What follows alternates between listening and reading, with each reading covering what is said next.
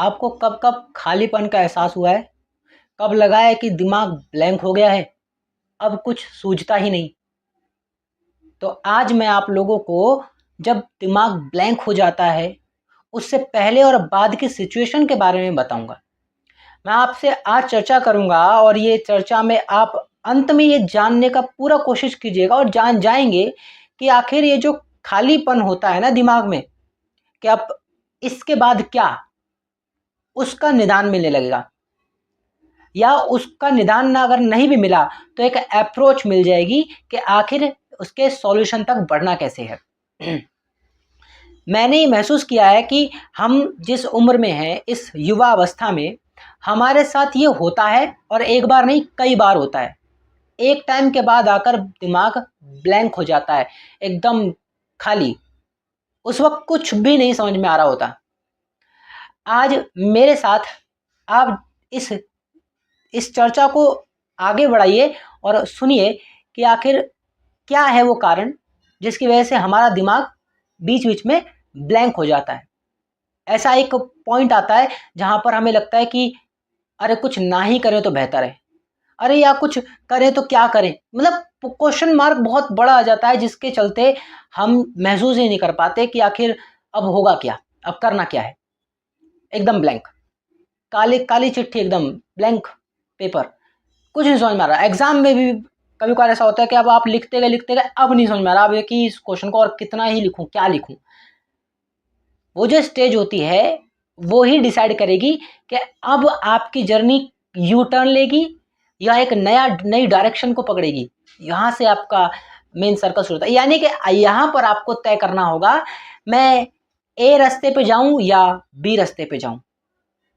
नमस्कार दोस्तों, मैं हूं जतिन पाठक और आपका स्वागत करता हूं अपने यूट्यूब चैनल जतिन पाठक टॉक में। और आज मैं इसी से शुरू करने वाला हूं। चलिए एक बार बहुत बेसिक से समझते हैं, हम ब्लैंक होते क्यों हैं।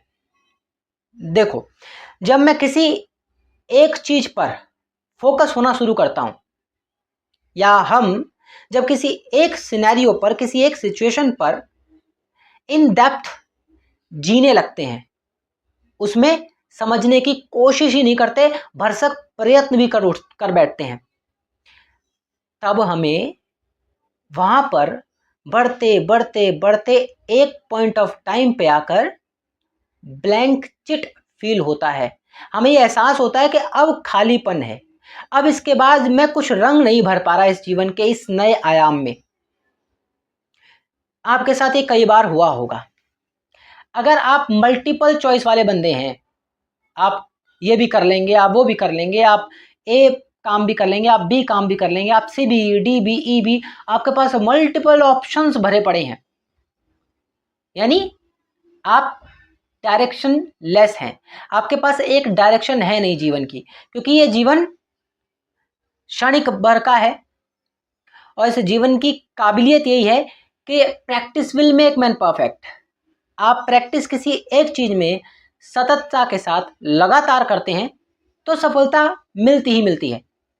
आप अगर एक ही समय में 1000 काम करेंगे तो कंसंट्रेशन आपका 1000 चीज में डिवाइड हो जाएगा और वो आपको भटकाव का कारण बनेगा। तो एक चीज तो जो ब्लैंक आता है वो तभी आता है, यानी आप किसी चीज पर बहुत फोकस होना शुरू कर दिए हो। कुछ लोगों के लिए ब्लैंकपन तब आता है जब वो काफी एक ग्रोथ तक पहुंच जाते हैं और बीच मीडियम पे आकर उनको वो ब्रेक लगता है। आपको हो सकता है बिगिनिंग में ही ये ब्रेक लग गया हो। जैसे गाड़ी शुरू तो बहुत जोश शोर के साथ की थी, बीच रास्ते में ही पेट्रोल खत्म, एनर्जी खत्म हो गई।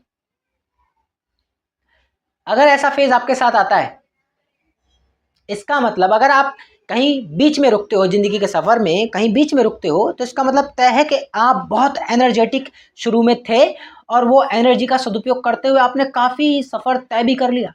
अब रुकना गवारा नहीं। लेकिन अगर आप अभी शुरू किए हो और जस्ट कुछ ही दिनों में उस काम को करते करते आप ब्लैंक फील करते हो, ब्लैंक होना महसूस करते हो, आपको लगता है ये मेरे साथ अचानक क्या हो गया। शुरू में तो बड़े जोश में स्टार्ट किया था, शुरू में तो सब कुछ अच्छा चल रहा था, मैं उठ भी रहा था, मैं उस काम को समय भी दे पा रहा था, मज़ा भी आ रहा था। ये क्या हो गया धीरे धीरे? मज़ा तो अभी भी है, उठता अभी भी हूँ, काम अभी भी मन करता है, लेकिन काम में मैं रुक सा गया हूँ। ऐसा लग रहा है जैसे थम गया हूँ, और आपको वो बर्दाश्त नहीं है, आपको वो गवारा नहीं है कि रुक नहीं सकता यार, अभी तो सफ़र बहुत आगे, बहुत कुछ सीखना है अभी तो। जब आप ये बोलते हो ना अपने आप से सीखना है, इसका मतलब आप सही रास्ते पर हो।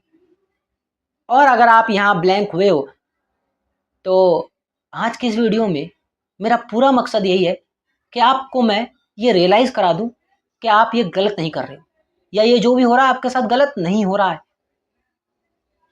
मैं अपनी पूरी कोशिश कर दूंगा, अपनी पूरी जान फूंक दूंगा इस बात में समझाने के लिए आपको, जितना हो सके ऑथेंटिक और रियल पर्सपेक्टिव व्यू दे करके समझाने का पूरा प्रयास करूंगा कि ये ब्लैंक होना कोई बुरी बात नहीं है। यूट्यूब पे पता नहीं इस विषय पर कितनी बातें हुई हो, ना मैंने इस पर कोई रिसर्च करी है, ना मैंने कोई स्क्रिप्ट तैयार करी है इस चीज़ के लिए, लेकिन मैंने आज ये महसूस किया।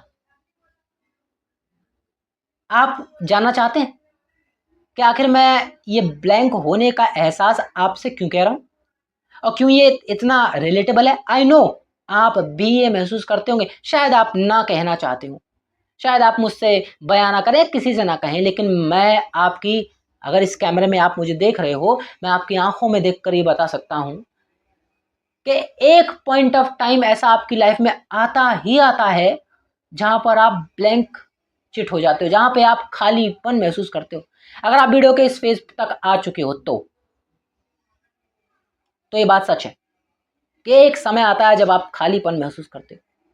आपको लगता है अभी तो चल रही थी लाइफ, अचानक ये क्या ठहराव आ गया, ये क्या क्या चीज़ है जो मेरे को रोक चुकी है? मैं रुक चुका हूँ, फिजिकली मैं अभी भी चल रहा हूँ, मेंटली मैं अभी भी चल रहा हूँ, लेकिन इन डेप्थ मुझे ये रियलाइज अचानक से क्यों हो रहा है कि रुक गया हूँ मैं, थम गया हूँ मैं। ये फीलिंग आप एक्सप्रेस नहीं कर सकते, यही एक कारण है कि आप इसे शब्द नहीं दे पा रहे, ना मैं दे पाऊंगा, लेकिन मैं इसको शब्द देने का प्रयास कर रहा हूं ताकि इस शब्द के माध्यम से आपके पास ये बात पहुंचे। चलिए टाइम वेस्ट नहीं करता हूं और आगे बढ़ता हूं इस विषय पे। क्यों लगता है हमको ये ब्लैंक हो जाना? मैंने आपको कारण बता दिया इसका, अगर नहीं आपने सुना है तो एक बार दोबारा सुनिए। आप जब ब्लैंक है ना, आपको लगता है भी ये क्या हो गया, मैं रुक सा क्यों गया, मैं काम तो करने का मन है, सब कुछ है, लेकिन ऐसा लग रहा है जैसे मैं ग्रो नहीं कर रहा हूं, मैं स्टक हो चुका हूं। आप अगर ऐसे हो चुके हैं तो ये नेचुरल है, ये प्राकृतिक नियम है आपके साथ जो हो रहा है, या यूँ कहूँ आपके इस सफ़र की शुरुआत का पहला ऑब्स्टिकल है, ये आपको पार करना है, मुझे पार करना है। लेकिन पता है ये पहला ही ऑब्स्टिकल खतरनाक है। जब आप किसी सफलता की तरफ बढ़ते हो, कदम बढ़ाते हो, तो उसमें कई ऑब्स्टिकल आएंगे, यानी कि बैरियर, दिक्कतें, अड़चन। उनमें से पहली अड़चन यही है ब्लैंक हो जाना। ना जाने और भी होंगी जो आपके सामने फेस होती होंगी, लेकिन चलिए एक एक थ्योरी बना देते हैं, एक थ्योरी ले लेते हैं, मान लेते हैं पहली, अगर चलिए पहली भी नहीं है, दूसरी भी है, तीसरी भी है, लेकिन कहीं पर भी हो ये मौजूद है। और यहाँ पे आके जब आप ब्लैंक हो जाते हो तो डिसीजन मेकिंग पावर घटी जाती है। अब क्या करूँ? क्या जैसा सब चल रहा है वैसे चलते रहने दूँ? क्या ये स्टक होना मुझे रियलाइज करा रहा है कि नहीं, अब यहाँ रुकना नहीं है, अब यहाँ से एक नया डायरेक्शन लेना है, यानी दो रास्ते। तो दोस्तों अब मैं अपनी इस वीडियो के पॉइंट जो डिस्कस कर रहा हूँ, पहला पॉइंट मैंने आपसे डिस्कस कर लिया कि स्टक क्यों होते हैं, रीज़न दिया, आप अपने काम को फोकस होके करना शुरू कर चुके हो, that's why you are stuck. और अब ये स्टक होने के बाद ऑप्शन क्या मिल रहा है, यानी कि सेकंड पॉइंट पे आता हूँ। जब आप स्टक होते हो तो आपको हमेशा दो नज़रिए दिखते हैं, दो चॉइसेस दिखती हैं। यही एक खतरनाक स्टेप होता है जहां पर आप या तो डूबोगे या फिर तैरोगे। ऑप्शन ये होता है कि आप जैसे करते आ रहे हो, क्योंकि वो सब आप फिलहाल के लिए दिखने में और अनुभव में रैंडमनेस फील हो रही है, लेकिन वो रैंडमनेस भी कहीं ना कहीं डॉट कलेक्शन है, एक फेज है, एक लर्निंग्स है, एक गिरकर संभलने वाली संभलने वाले दिन हैं।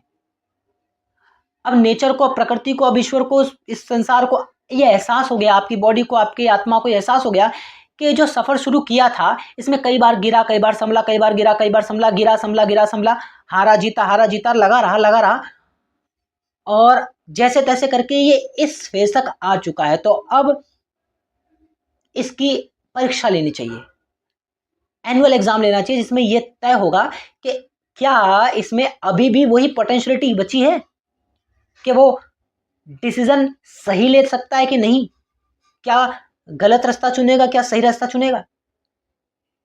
तो ऑप्शन ए आपके पास ये होता है कि जो आप अब तक करते आए हो, क्योंकि जब आपने फर्स्ट डे काम शुरू किया होगा तो ऑब्वियसली बहुत अच्छा लगा होगा, सेकंड डे किया होगा तो आपको फर्स्ट डे वाला कम अच्छा लगा होगा, सेकंड डे वाला ज़्यादा अच्छा लगा होगा, क्योंकि आपने कुछ एड ऑन किया होगा उसमें, या कुछ हटाया होगा, या तो कुछ बढ़ाया है या कुछ घटाया होगा। आपको सेकंड डे पहले से, फर्स्ट डे से अच्छा लगा होगा। थर्ड डे, तीसरे दिन में आपने पिछले 2 दिनों से कुछ बेहतर ऐड या घटाया होगा, या फिर नॉर्मल रखा होगा लेकिन उस नॉर्मल में पोटेंशियलिटी बढ़ा दी होगी, काम की, क्वालिटी की, चीज़ की, वो चीज़ बढ़ा दी होगी। ऐसे हर दिन आपने 1% बदलाव किए होंगे। वो बदलाव पॉजिटिव वाइब दे रहे हैं कि नहीं दे रहे हैं, नेगेटिव वाइब दे सकते हैं कि नहीं दे सकते हैं, यह आपको अंदाजा नहीं है। फ्यूचर में क्या ये प्रेडिक्शन आप प्रिडिक्ट नहीं कर सकते, लेकिन आप राइट नाउ आपको वो चीज़ सहूलियत के हिसाब से बहुत बेहतर लग रही है, बिना किसी और की सुने बेहतर लग रही है।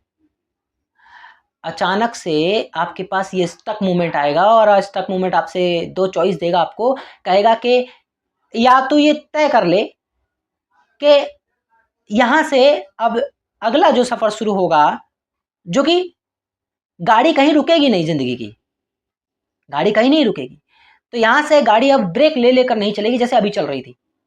अब यहाँ से सुपर फास्ट एक्सप्रेस बनना पड़ेगा, उसके लिए 2 रास्ते चुनने पड़ेंगे। ये दोनों रास्ते नॉन स्टॉप चल सकते हैं, इसलिए दोनों रास्तों को बताया गया है। पहला रास्ता ए, क्या उसी तरीके से चलना है जैसा तू अभी तक चलता आया, उसी गिरने, पड़ने, संभलने, उठने के नज़रिए से, या एक रफ्तार पकड़ेगा, ऑप्शन ए। फिर ऑप्शन बी आता है कि क्या जैसा अभी तक हुआ उसमें कुछ और क्रिएटिविटी, कुछ और फ्रीडम, कुछ और हैप्पीनेस, कुछ और मज़ेदार ऐड करेगा, कुछ स्किल बेस्ड कुछ ऐड होगा क्या। और क्योंकि ये स्किल, ये हैप्पीनेस, ये क्वालिटी, जब ऐसे ऐसे वर्ड की बात हो रही है, ये आपका एफर्ट मांगेंगे। अगर मैं एफर्ट बेस्ड कहूँ तो फर्स्ट एफर्टलेस है, first a choice. Second choice effort के साथ होगी, यहाँ पे वो आपसे तय मांगेगा और दिमाग धीरे धीरे आपसे सवाल करना शुरू कर देगा। अभी स्टक होगा तो होने दो। अगर आपका दिमाग अभी स्टक हो रहा है ना राइट नाउ, तो पहला फेज याद रखो कि स्टक मूवमेंट आया है, इसका मतलब आप सही डायरेक्शन में हो बॉस। लेकिन ये स्टक फेज डिसाइड करेगा अब आपको सही में डायरेक्शन क्या मिलनी है। सेकंड फेज चॉइस, तो चॉइस में आप क्या चूज करना, जो मैं कह रहा हूं और जो आपका दिल भी कह रहा है, आपकी अंतरात्मा भी आपसे कह रही है, वो ये आप स्ट्रगल चूज करना, आप चूज करना परेशानी, आप चूज करना रोना, जहां दिख रहा है हंसना, जहां दिख रहा है जीवन की मस्ती, मत चूज करना। चॉइस वो बिल्कुल मत करना। विचार खुशी का ही हो, विचार मस्ती का ही हो, लेकिन चॉइस मस्ती ना हो, चॉइस खुशी ना हो, क्योंकि ये दुनिया में जो दिख रहा है ना वो होता नहीं, और जो होता है वो दिखता नहीं। तो जो आपको बाय चॉइस मिल रहा है सब कुछ बढ़िया बढ़िया बढ़िया, आप मान जाओ कि आप यहां तक पहुंच चुके हो तो आप हीरा हो। अब आपको वो सफलता मिले ना मिले ये तय अब कोई और भी करना चाह रहा है। जैसे देवताओं में बड़े देवते इंद्र, जब कोई पुराने समय में ऋषि मुनि तपस्या करते थे, खूब तपस्या करते थे, तो उनको सबसे ज़्यादा तंग कौन करता था? इंद्रदेव ही तंग करते थे। बाढ़ ला दो, अप्सराएं भेज दो, जाओ अप्सराएं जाओ, क्यों उनकी साधना भंग करो। अरे भाई तुम्हें क्या पड़ी है, क्यों दिक्कत हो रही है? दिक्कत ही है दिक्कत, क्योंकि अगर उसकी साधना परचम पहुंच गई, सुप्रीम लेवल पे पहुंच गई, तो सबसे पहले किसकी गद्दी जाने का खतरा होता है? इंद्र की गद्दी का जाने का खतरा होता है। तो उन्हें डर लगता है मेरी सीट छिन जाएगी और यहाँ पे मैं ऐशो आराम कर रहा हूँ मस्ती से, मैं इंद्रदेव बना बैठा हूँ, मैं ही ठीक हूँ। क्योंकि ईश्वर देखेंगे भाई थोड़ा कैपेबल आ गया बंदा, आपको हटना पड़ेगा। तो वो नहीं चाहते कि कोई कैपेबल बने, तो वो रीढ़ का वो बनते हैं हड्डी, है ना, रास्ते का पत्थर बन जाते हैं। भेजते हैं अप्सरा, बोले अप्सरा आएगी ना, किसको नहीं चाहिए? किसको सुंदरता पसंद नहीं है? किसको जीवन में सुख नहीं चाहिए? आनंद मस्ती किसको नहीं चाहिए? हर किसी को यही तो चाहिए, पकड़ाओ। तो आनंद मस्ती उल्लास खुशी के नाम पर वो धोखा होता है। तो ऐसे ही जब आप स्टक मूवमेंट पे आओगे तो उस स्टक मूवमेंट में एक मूवमेंट तो ये कहेगा अबे सो जाना, क्या करेगा काम करके, एक दिन में क्या जा रहा है। ये वो स्टक मूवमेंट है जब आप फंस रहे होंगे, अबे क्या करना है, रहने दे, छोड़ना। ये वो स्टक मूवमेंट है जब आपसे वो कहेगा अब कितना ही करेगा, कितने साल करेगा। सुना ही तूने, उसने कहा था कि तेरे से नहीं हो सकता यार, देख उसने कैसे कर लिया, वो भाई ये था उसके पास, वो था, तेरे पास तो ये नहीं है, वो नहीं है। आपका दिमाग अब आपको इस स्टक मूवमेंट में वो पहली चॉइस ज़्यादा पकड़ाएगा, आपका मन उस पहली चॉइस को ज़्यादा पकड़ाएगा, पर आपकी अंतरात्मा कभी भी उसे एक्सेप्ट नहीं करना चाहती। अब आप बोलोगे मेरी अंतरात्मा की आवाज़ सुन नहीं पाता हूँ मैं, कैसे सुनोगे? कान में ढोल नगाड़े बजते रहते हैं, दिमाग में ड्रम बज रहे हैं 36 तरह के। आपको काम होना पड़ेगा, मॉर्निंग या नाइट, यही दो समय हैं जब आप खुद के साथ बैठते हो। क्योंकि रात में ना कोई भारी आवाज़ हो रही होती, ना मशीन की आवाज़ हो रही होती, एकदम पीस ऑफ साइलेंस होता है और मध्यम मध्यम हवा होती है। मॉर्निंग में भी सेम, आप अर्ली मॉर्निंग और लेट नाइट कभी भी देखना, ज़्यादातर आप अपने साथ होते हो। अर्ली मॉर्निंग लेट नाइट हमेशा आप अपने साथ होते हो, उस वक्त और कुछ करने का मत करना, आप अपने साथ होते हो। वहाँ पूछना ज़रा अपने आप से कि मेरा मन ये कह रहा है कि आराम कर लेता हूँ, मेरा मन ये कह रहा है कि इस काम में मैं सफल हो नहीं पाऊंगा क्योंकि उसके पास ये सिचुएशन थी तो वो कर गया, मेरे पास तो कुछ भी नहीं है, और ना ही कोई वाव मूवमेंट है जिसके हिसाब से मैं इस काम को आगे बढ़ाऊं, परस्यू करूं। आपके मन रात में ये बात करेगा आपसे, या आप अपनी अंतरात्मा से बात करोगे कि मेरा ये मन कह रहा है। पता है आपके हर सवाल पर आपका मन तो आपके विरोध में रहेगा ही रहेगा, लेकिन आपका अंतरात्मा, आपकी इनर सोल है ना, एनर्जी, वो आपको पता है क्या बोलेगी? नहीं, मत मान किसी की। अरे भाई ऑथेंटिक है, एकदम जाना पहचाना, उस चीज़ में फील्ड में आगे बढ़ा हुआ बंदा, वो कह रहा है यार बड़ा होगा, पर नहीं, नहीं माननी किसी की। माना संसाधन नहीं है, जीरो हूँ, फिर भी यहाँ तक तू पहुँचा है, ये बड़ी बात है। सफ़र में यहाँ तक पहुँचा है, बहुत बड़ी बात है। अरे यार फिर तुम देखो, आपके अंदर दो पर्सनैलिटी होगी, एक आपके विरोध में बात करेगी, एक आपके सपोर्ट में बात करेगी। करो कभी रात में ना ऐसी बातें होंगी आपसे, कभी आप हाँ बोल रहे होगे, कभी आप ना बोल रहे होगे। तो आप बोलोगे नहीं यार वो जो काम है ना, वो उसमें टाइम बहुत लगेगा यार, और मेरी फैमिली के पास इतना टाइम नहीं है कि वो मुझे इतना समय दे दे इस फील्ड के लिए, इस करियर के लिए, ऑप्शन के लिए, इस चीज़ को करने के लिए। नहीं अलाउ करेगी यार, परेशान हो जाएगी वो, नहीं करेगी। खुद ही बोलोगे फिर बात तो सही है, नहीं करेगी, लेकिन करना तो पड़ेगा यार, और कोई चॉइस भी नहीं है। ये स्टक मोमेंट आपको उस फेज पे ले जाएगा जहां पर ये रियलाइज भी करा देगा कि अब या तो आर या पार, आपके पास अब कोई फर्दर चॉइस नहीं है कि नेक्स्ट ऑप्शन, ना ना ना ना, अब कुछ बचा ही नहीं जी। या तो इसी में निखरेंगे, या तो फिर पूरे बर्बादी होंगे, और फिर कोई अदर चॉइस बचती नहीं है। जब आपकी लाइफ में ये मोमेंट आता है ना भाई, यकीन मानो जब ये मोमेंट आता है कि या तो आर या पार, भाई साहब उस समय एनर्जी ना गजब लेवल की होती है, क्योंकि दिमाग ऐसे ऐसे सन्नाटा बैठ जाता है दिमाग में ऐसा हो जाता है कि गए, मर गए, लग गए। अब तो दिमाग एकदम बूम कर जाता है, अरे भाई यार यही ऑप्शन है और कोई ऑप्शन नहीं है, अच्छा ये नहीं हुआ तो फिर तो बर्बाद ही थे, पहले भी बर्बाद थे, अब और बर्बाद हो जाएंगे। फिर मन कहता नहीं भाई रुक, नहीं मैं इस पे छोड़ तो सकता नहीं, स्टॉप, इस चीज को मैं छोड़ नहीं सकता। आपकी जिंदगी में कुछ भी हो सकता है, आप वो छोड़ना नहीं चाहोगे, आपका दिमाग नहीं छोड़ना चाहेगा। आपका दिमाग अब आपको करने के बजाय देने लगेगा। चाहे स्ट्रक हो चुके हो आप, लेकिन आपका दिमाग आपको उसके करने की वजह देना शुरू कर देगा। एक काम करना यार, इस काम को ऐसे करते हैं ना, आपका दिमाग आपसे ऐसे कहेगा। आपका दिमाग कहेगा यार इसको ऐसे कर सकते हैं, इसको ये नजरिया भी एक, ये भी पर्सपेक्टिव हो सकता है, ट्राई करके देखते हैं। आपका दिमाग आप एक्सपेरिमेंटल हो जाएगा, आपका दिमाग आप स्किल बेस्ड, क्रिएटिविटी बेस्ड हो जाएगा। अब आपका दिमाग बहुत तेज रफ्तार से काम करेगा। आप अगर पहले स्टक से पहले खास परसेंटेज दिमाग का यूज कर रहे थे, स्टक के ठीक ये चर्चा होने के बाद आप बहुत ही फास्ट लेवल का काम करोगे। तो ये stuck movement is the good movement, तो बहुत बढ़िया फेस है यार।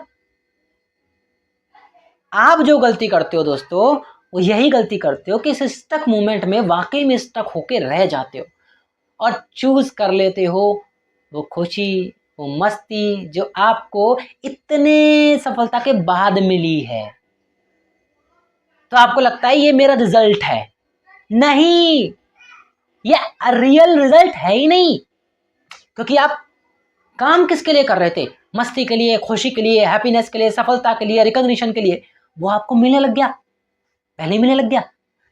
तो आपको लगता है शायद मैं अब सफल हो गया, मतलब ये यही मोमेंट था शायद वो जहां पर मुझे रुकना चाहिए था, चलो रुकते हैं। ये धोखा हो रहा है आपके साथ। आपको आपके साथ ये माया खेल रही है, ये संसार की माया आपके साथ खिलवाड़ कर रही है।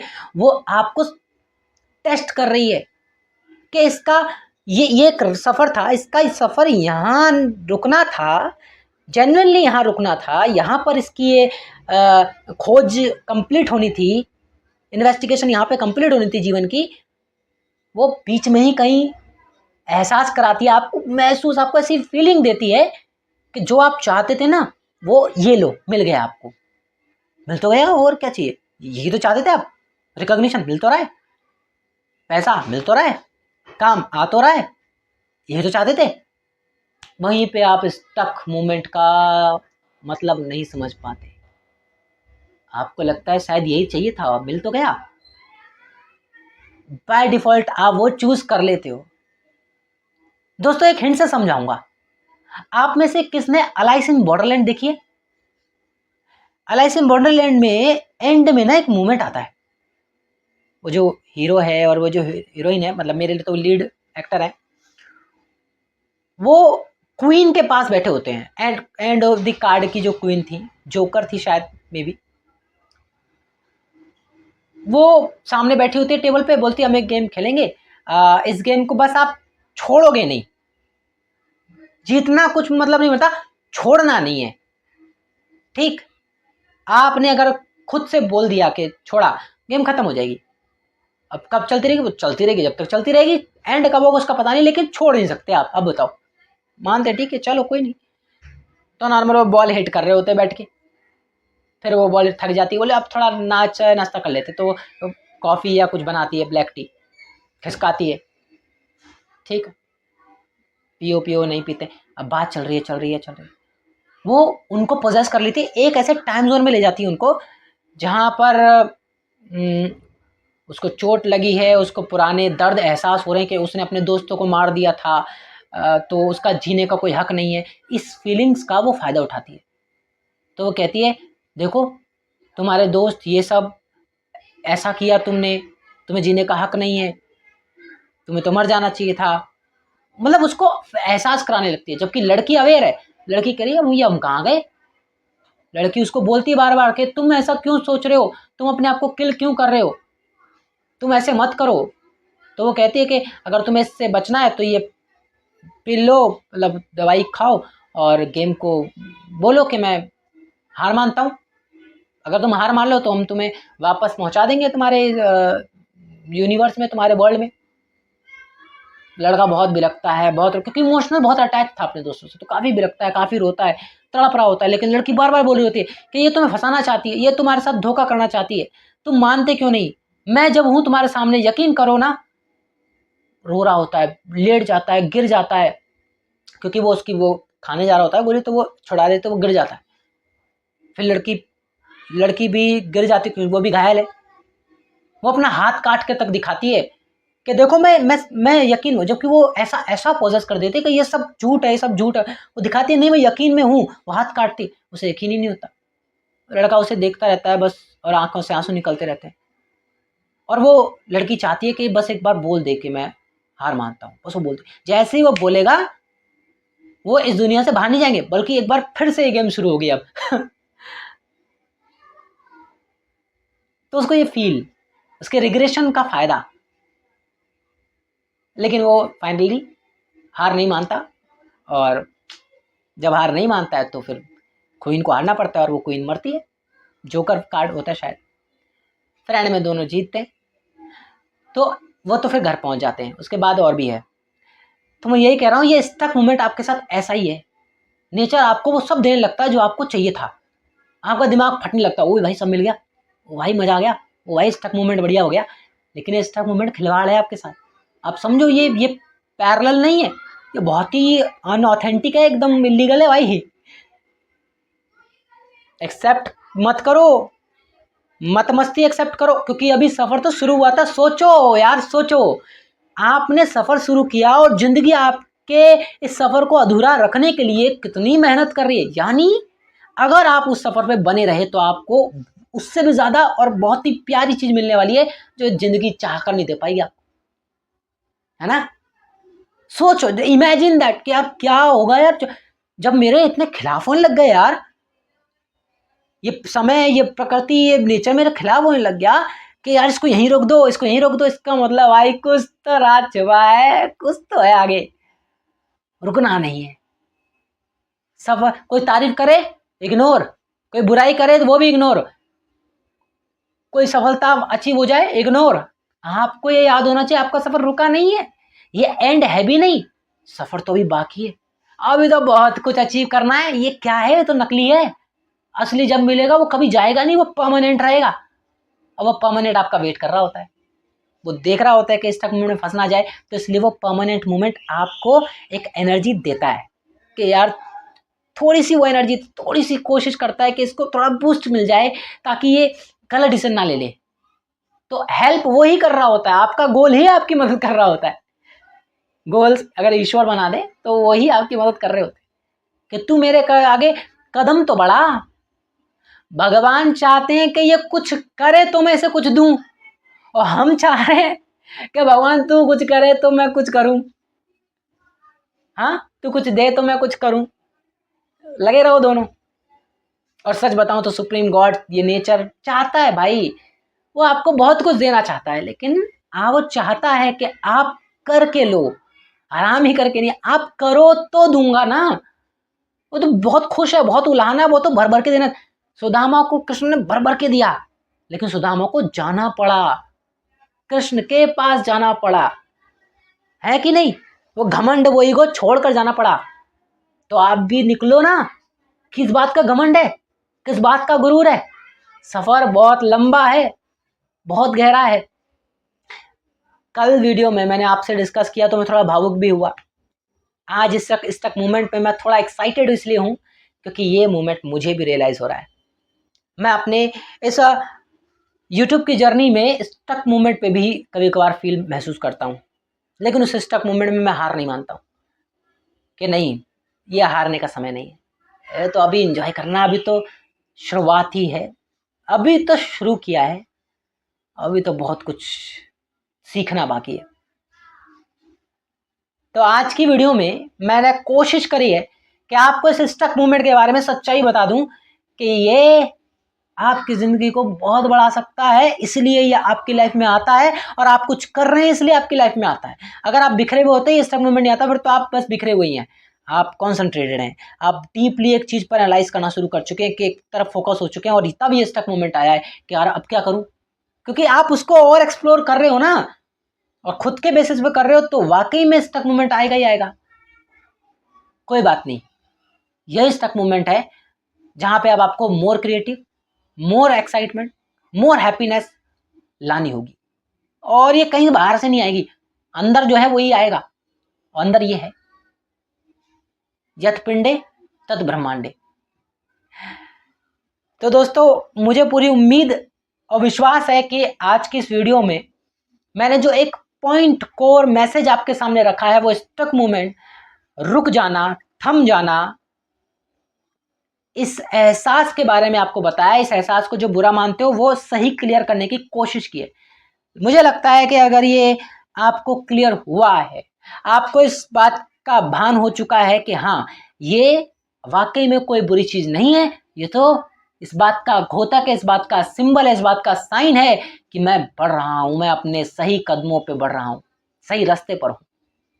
और अगर आपको ये यकीन हो गया है और आप अगर मेरी वीडियो को यहां तक वॉच कर चुके हैं, आज पहली बार आप लोगों से मैं कहना चाहता हूं कि अगर आपने पूरी वीडियो अब तक देख ली है, चाहे आप 1 हैं, चाहे आप 2 हैं, और अगर आप 0 हैं, तो भी मैं यही कहना चाहूंगा कि आज इस वीडियो में आप कमेंट जरूर कीजिएगा, लिखिएगा stuck is equal to free, stuck is equal to choice, लिखिएगा। तब तक के लिए दोस्तों बाय, अपना ख्याल रखिए, अपनों का ख्याल रखिए और सबसे ज़्यादा अपना ख्याल रखिए। बाय।